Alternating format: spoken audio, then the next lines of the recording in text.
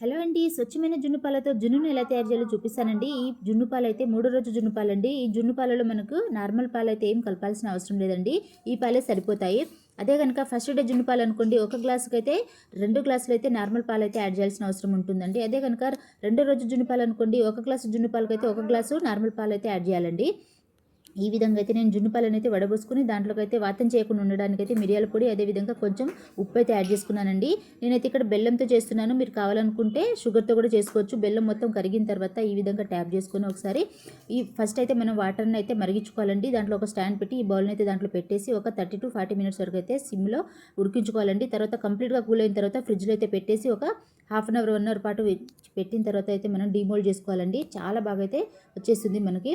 చూసారు కదా, చాలా పర్ఫెక్ట్ అయితే వచ్చిందండి. మూడో రోజు పాలైనా కూడా చాలా బాగా వచ్చింది. మీరైతే కంపల్సరీ ఒకసారి ట్రై చేయండి. వీడియో నచ్చితే ప్లీజ్ లైక్ చేయండి. ఫ్రెండ్స్ అండ్ ఫ్యామిలీ మెంబర్స్కి షేర్ చేయండి. వీడియో నచ్చితే కంపల్సరీ సబ్స్క్రైబ్ చేసుకోండి. Thank you so much for